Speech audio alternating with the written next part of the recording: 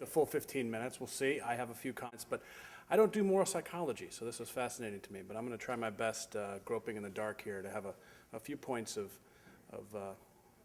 commentary and maybe a little bit of constructive criticism for Professor Sherman. First, though, and I think I can get away with doing this because I'm the last respondent and last official speaker. I think I can pull off whatever I want, really. I'm going to take a moment and actually just give Professor Sherman a little debt of gratitude for her work. I think especially in light of the paper she just gave us, in kind of the context of most of the papers we've had at this conference and what many of us work on. My gratitude towards her for her professional work is both direct and indirect. If you just look, for example, her last couple books, The Untold War, Inside the Hearts, Minds, and Souls of Our Soldiers, or in 2005, her Stoic Warriors book, well read. These books and her work is really well read by professional military officers and practitioners, soldiers. Perhaps surprising to us, I think, how much. For as long as I have been working in our subfield, at least back since when I was teaching at the Air Force Academy in 2005, if I randomly met a military officer and they were well-read and informed and reflective on what they do for a living, and most of them are, and I told them what I did for a living, the first name that would come to mind was almost invariably Nancy Sherman, because they really find her work enlightening and helpful as they wrestle and digest over precisely the issues she talks about. So my point is that military practitioners, those men and women who actually do for a living what we all sit around and theorize about, well, they respect and really appreciate Sherman's work. And I don't know, I think that's a pretty high compliment. Second, more directly personally for myself, apparently, and I just found this out, my postdoc that I had before my present appointment at Monterey, Professor Sherman, it was all her idea to start the think tank where I had this postdoc, so thanks for the job. All right, so, yeah. No, it's fantastic. It's the Stockdale Center in Annapolis, which is a great organization that she had the idea to start. So some quick comments on her paper. So first, let me just say that I think Sherman's well-articulated analysis for the need for self-empathy as a critical route towards the healing of moral wounds is both compelling, it's needed, and I think it's, as a first kind of attempt at articulating this in this context, it's quite good. It is especially true for soldiers returning from war who carry particularly painful burdens precisely along the lines that she has articulated. Just by asking us to look seriously at and to take seriously this idea of moral injuries as a particular kind of harm the soldiers carry, she's already done us a great service. I wholeheartedly agree with her that these kind of harms go often, until just recently, they go unrecognized, they go unappreciated, or they at least go underappreciated. And so simply talking about moral injury as a kind of harm the soldiers can bring back, perhaps separate, related to things like post-traumatic stress. We've gotten better about recognizing that, but the idea that the post-traumatic stress itself, or whatever issue the soldier has, derives from some kind of moral wound, that itself is very helpful to bring out. Indeed, my students that I have, so I teach at the Naval Postgraduate School, and the vast majority of my students now are officers who, most of them have come straight back from combat recently. They carry around precisely these kinds of wounds, which I really didn't have any language for it until just this paper, which is nice. But many of them are starting to say these precise terms, like, I'm hurt morally by stuff that happened. I wasn't physically hurt, or they try to articulate similar lines. So it's excellent that we're having some analysis of this. She's also absolutely correct that moral injury begs for healing, just like any other kind of injury, and that the consolations of what she describes as self-empathy can serve as a salve towards that end. So since I'm about to offer some criticisms of this idea, let me just say up front that I agree with the project, absolutely, and I agree that the concept of self-empathy as she's articulated can help people who bear these kinds of wounds, particularly soldiers, have some healing. So to offer some of my worries, let me begin by pointing out another point that she's right on, which is that many soldiers returning from war feel, quote, this is from her paper, feeling guilt involves an open question of one's moral responsibility. One simply may not have settled the matter as to whether one is fully off the hook, end quote. So my own work with soldiers, just anecdotally, confirms this. They often are literally unsure on whether or not they were in the right. So it's not a question of that, oh man, I did this wrong thing, I need to wrestle over. It's like, yeah, they don't really know. And it's worse than that, because it's often not merely a case of knowing whether or not they're in the right, but it involves them having this lagging sense of moral wound such that they're genuinely unsure to the point where they're kind of afraid to look into it. And maybe afraid or fearful is the wrong phrase to use. Maybe they're hesitant. But I've experienced this, I've seen this a lot. They're kind of unwilling to actually legitimately engage in investigating the question of whether they were in the right at the level that they would have to be epistemically warranted to have a clear answer regarding their moral responsibility therein. So they sort of don't want to walk down that path. But yet, as Professor Sherman notes, the thing that is lagging them and harming them and this moral injury they carry is constantly with them. So they kind of have no choice. They're constantly thinking about it, but they don't really want to ask the question and investigate it at the level they should because they're worried about the answer they may come to. So it's actually an unclear question. That's going to be an important first step in my possible criticism, or however you want to put it, my constructive idea here for Nancy. So she focuses on these cases where, quote, moral injuries, especially those where the person in question did no intentional wrong, but yet feel as if they have betrayed others and ourselves, end quote. So she's looking at these cases, and the cases she gave, I think we all would probably agree the person didn't do any wrong in that case. But I'm kind of interested in what about cases where it's less clear whether the person actually did wrong, where the soldier is not sure whether or not they did intentional harm, and they carry precisely the same kind of moral wound. And I think that that's going to be far more difficult of a case for self-empathy to be employed, because I think the soldier could be stuck in using it the way that Nancy suggested it could. That's because precisely the moral responsibility may well still be an open question. So to give a little bit of a preview for this, what if, in fact, they actually were in the wrong? So let's imagine a case that I actually was just talking about over lunch. That's a tricky, murky case. So it's a difficult case. It's not blatantly obvious whether or not the action was right or wrong. But let's just say that, if you really did take the time to think through it, the conclusion would be that you're wrong. So, an example we were talking about over lunch. Let's say Matthias is leading a team of soldiers. You haven't been picked on yet, Matthias, so I'll pick you. Matthias is leading a team of soldiers in some really difficult urban environment, and perhaps they have, this is based on a true story, perhaps they've rescued maybe some people who were some prisoners, some captured people, some civilians or something. They're somehow trying to do something really, good, get these civilians out of harm's way, and they're trying to get them out of harm's way. But they've run out of bullets in their accurate weapons. So now they only have these indiscriminate weapons of grenades left. This actually happened to a group. And Matthias is leading this team, and he's trying to figure out, the only way we can get out of here is to use these indiscriminate weapons. Now, let's say that the papers we looked at earlier today were correct, and that those notions of indiscriminate weapons is correct, such that for Matthias to use these grenades as the only way out would be wrong. It'd be even though he's trying to target only those people he thinks are properly liable in the context of war, and he's trying to do so to get these other civilians out of there. He knows that it'll also result in some civilian harm, and just say whatever the right answer is, he's on the wrong side of that. Okay. So but he does it. He uses grenades, and he gets the people out of there, and he knows he causes some collateral damage as well.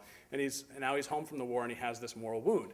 And he's unsure, genuinely unsure, on whether or not what he did was right or wrong. He's unsure about his moral responsibility. Now, again, let's just agree for the sake of argument that he was wrong. He shouldn't have used the grenades. It was too indiscriminate in the situation. Okay. Now, in this kind of case, I think there's going to be a problem for Sherman's notion of self-empathy to help him heal this moral wound. Here's why. First, Sherman argues that the emotion of guilt for soldiers in these situations is not merely recalcitrant, right? She says that it's doing some real work because it's helping, this is a quote, the function of the guilt can serve here as a way of working out the boundaries of moral responsibility, and then later she says it's a genuine intellectual figuring out, end quote. So it's doing some positive good. So Matthias has this guilt, and so it's supposed to help him kind of go through the process of figuring out what he did. It's not just some recalcitrant emotion he shouldn't have. But second, self-empathy is supposed to be this tool on Sherman's model for helping the soldier genuinely figure out whether he or she is in the right. And to get started, though, it seems we have a problem because properly understood the way that Nancy described it, it must already, I think, have some conclusions on whether or not the soldier was actually in the right in order to know how to be properly self-empathetic. Let me try to explain this a little better by first recapping briefly how she describes self-empathy in this context. She says that self-empathy is, quote, involves a kind of friendship towards the self. She skipped over the Aristotle part, but briefly she just talks about how it's similar to the best version of friendship that Aristotle gives. That is a friendship which requires positive feelings towards one's object and feelings of goodwill, end quote. So to oversimplify, and I probably am, so forgive me, but it seems like Sherman is suggesting, and sometimes she explicitly suggests this, that it's something like an individual serving as their own counselor to themselves, their own kind of therapist. right? So she has this distinction between second-person empathy and first-person empathy, and she says we see this in second-person empathy, that the person who's acting, so if I'm Matthias's counselor and I'm trying to help him think through this, I'm serving as like a safe place for Matthias to work through this. And I'm objective, I'm rational, I'm helpful, I'm kind of giving him the proper boundaries through which he can work out this recalcitrant guilt he has. Well, the idea of self-empathy is that you can sort of learn how to do that for yourself. But here's where the problem comes in.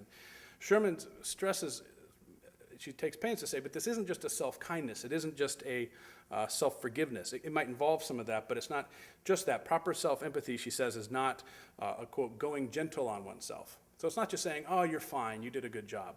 And she doesn't mention this, but in discussion she agreed, it's also not just going too hard on oneself either. So it's self-empathy, you can't go too hard, you can't go too easy. So the idea of self-empathy is it can fail, as I see it, in one of two ways.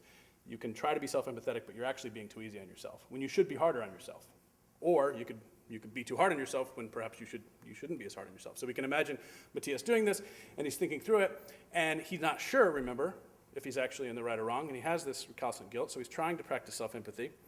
But the precise worry he has as he's going along is he doesn't know if he's being too easy on himself until he's figured out whether or not he's right or wrong. But the problem is, self-empathy is supposed to be an epistemic tool which helps him in the intellectual process figuring out of whether or not he was right or wrong. I don't know. I think there's a problem there. I don't know. It might not be a fair criticism, but it seems to me that there's sort of a chicken and the egg problem there. That Matthias would want to have some sense on what the kind of conclusion is as he works it out to be able to give himself the external kind of guidelines or boundaries on whether or not he knows if he's being too hard on himself or not. Another way to put this would be, how could he know if he's being too hard or too easy on himself as he's working through his own self-empathy notion of being his own counselor if he doesn't yet know the conclusion, but the self-empathy is supposed to help him figure out the conclusion. Right, so, and I think what we can do to press this and make this even more difficult case is, a case like Matthias I think is a decent one. It's not immediately probably obvious to everybody. I mean, whether or not it was the right thing to do or not, I know for many of us in here would disagree about it, right? So I think it's fair to say that a soldier would disagree about it, and it's murky. But if the conclusion is that it's wrong, then if the soldier has these nagging doubts, he might worry, oh, you know what? Really, when I thought through that and figured that out, I was just way too easy on myself. I have these doubts for good reason. I'm supposed to have these doubts because, man, I messed up. But maybe he didn't. On the other hand, if he doesn't have any doubts anymore and he feels good about it, he's come to kind of accept it or own it, right, is this phrase. He's come to a place of ownership over it, Nancy talks about. Well, maybe, though, he'll always then doubt, well, man, I guess I was just way too easy on myself because I shouldn't own it. And I don't know how he can know if basically he had a successful self-empathetic session or not, if this makes sense. I don't know how he has any guidelines. Now, you might think, well, BJ, this is just a difficulty everywhere in the world, right? Anybody trying to figure these things out is hard. And that's true. I'm at least saying that self-empathy is very hard. So this idea that she's suggesting, I'm at least saying it's very hard. That's not much of a criticism. This is an incredibly hard process people are going to have to work through. But more than that, I'm saying there's sort of this kind of puzzle there. And the appeal to like a counselor analogy actually exacerbates the trouble rather than helps it. And here's why. We all have known, or I'm sure we've all heard of, people who are just not good counselors, really bad therapists, right? I have family members who have seen therapists who I think did a lot more harm than good, right? Counselors who are just not good, safe, constructive, objective sounding boards like Professor Sherman suggesting these people need a place to work this out. We can imagine, again, a counselor meeting with Matthias, and Matthias really did do something wrong here, so he really should kind of work out that guilt and come to a point on it. And we can imagine a counselor who's meeting with Matthias, and every time he says, oh, but I don't know, I threw these grenades, and I probably shouldn't have because they were too indiscriminate, but I felt like I had to. And every time he says this, the counselor just goes, oh, you're fine. It was totally fine. Any worries you have are absolutely wrong. You did the best you could. Nothing. You have absolutely nothing to worry about. But that would be false. The counselor shouldn't say that to Matthias, right? The counselor should kind of maybe help him grapple with the guilt that he properly should have. Or if we took an alternative case, like one of the cases that Nancy uses, where the person, I think we probably would agree, didn't do something wrong. Like imagine the case of Major Hall. The poor guy was just, because the idiocy of the bureaucracy after the invasion in Iraq, he was stuck just completely in this very disrespectful way to this poor family. He had to give them $750, which wouldn't even pay for the car that they had blown up, and I think you mentioned, much less as if that would somehow make up for the father and the son and the mother that died. Well, in that kind of case, you can imagine another counselor, a pretty evil counselor, who's really hard on the poor guy. He goes in, he tries to wrestle things out with this counselor, and the counselor's like, I don't know, you really probably messed up there. You should have done more. You should have gone into your own bank account and paid them. I mean, it's a horrible counselor, right? But the point is that in either of these cases, these kind of things happen, but at least then it's an external kind of thing, and poor Matthias is here trying to wrestle this out, or poor Major Hall's trying to wrestle this out. If you're on your own on this, and you have no conclusion about the end point of whether or not what you did is morally right or not, and this is supposed to be a tool to help you figure that out, I don't know, I just see a circularity there, and I don't know how this can be overcome. So that's one kind of mild little point. And maybe it's a completely unfair criticism, because maybe Professor Sherman will just respond, yeah, self-empathy is really hard, and these guys have these really hard, really difficult moral injuries, and this is a very difficult process, but it could be overcome. So that's probably a fine response. A couple other little thoughts here is that I think a similar structure to the problem I'm outlining here could also have other problems when soldiers try to engage in this for the other kinds of goods that self-empathy can deliver. She also writes in the paper, for example, quote, my notion of self-empathy adds to this narratable conception of self an ability to see from beyond or outside without radical disassociation or without radical alienation from the old self and its ways of seeing and feeling. In this sense, she thinks self-empathy allows for a self-reintegration rather than a reinvention or radical conversion, end quote. But I think, again, we can imagine quite plausible cases where precisely the opposite would occur. And again, the problem is the soldier wouldn't know if they're having this proper integration or alienation from it. The soldier wouldn't know if I'm properly owning it or not for similar reasons. And the same thing with the issue of access. Again, I think she talks about the sage, and that's absolutely right. Many officers I talk to would love to be a stoic sage and just never think about it, right, and never access it. But my instincts are with Nancy, that's probably not a good idea. But you can imagine a soldier who maybe has come to a point of just stoicism about it, and they have no way of knowing if that's a good thing or not. Couple other so that's kind of one thing to think about. I think there might be an epistemic puzzle here. But here's a couple other small comments. Just in the past few days, I have ruminated over some of the thoughts of Sherman presents here with my students. And let me just tell you, they all absolutely affirm this idea of a moral wound. One thing you could think about, it's an interesting question to ask here, and I don't know if this matters for self-empathy or not, is the kinds of moral injuries that we've discussed so far, both in the example that I gave and all of the examples in her paper, are all these kinds of actions taken in jus in bello. I wonder if the kind of moral injuries the soldiers carry for jus ad bellum problems, for fighting in an unjust war, I wonder if they're different, and I wonder if those kind of moral injuries would take a different kind of self-empathy. To give you an example, I just the other day was talking to some of my students about OIF, Operation Iraqi Freedom, right, the war in Iraq. And these are really smart people, and they'll say really strange things. Like some of them that have grappled with it will say things like, yeah, you know, I think the war in Iraq was probably unjust, and it's probably wrong to fight for an unjust war, but yet I don't think I did anything wrong and unjust in fighting it, because everything I did I feel like was for a good end or something like that. So they'll kind of have this tension. And I wonder if because it's at this deeper level, now there's those of us in this room, right, the revisionist just war theorists who we think, hey, listen, soldiers, you need to ask and worry about the cause, and you have to worry about the justice of the cause, not just, you know, you can't do the old Tennyson line, yours is not just to do and die, yours is to question why. A lot of us in this room think that. I certainly do, and so it makes me happy to see soldiers wrestle with these questions. But in terms of moral injury, you might think, man, that is going to be a hard one, because it's such a far removal of a kind of moral injury. Their agency was just completely not involved in that, except for, I guess, maybe resigning their commission and not going. Yeah, maybe, but you don't ever hear them doubt that. They just sort of say, like, man, everything I did was okay, but yeah, the war itself was probably unjust. And so I just wonder if that kind of moral injury might be more difficult to overcome. Let's see, and I probably said more than enough and probably not very helpful here, but my basic idea is that Professor Sherman is suggesting that self-empathy allows for a fair assessment. It allows room for a fair hearing on the intellectual figuring out of the moral responsibility of a soldier, and that has to be part of a process to heal this moral injury. But precisely because these soldiers have these moral injuries, it makes them, one, not wanting to engage that issue, and then two, as they engage it, since they don't know kind of the outcome at the end, they'll never know if they're being too easy or too hard on themselves, but she says that that's precisely what self-empathy is not. It can't fall into either one of those mistakes, so that's a trouble. And then I'm also interested in what kinds of moral injuries obtain at maybe different levels of wrongdoing or thinking you did wrong in war. So a couple thoughts. I'm not sure if those were fair at all. My best step.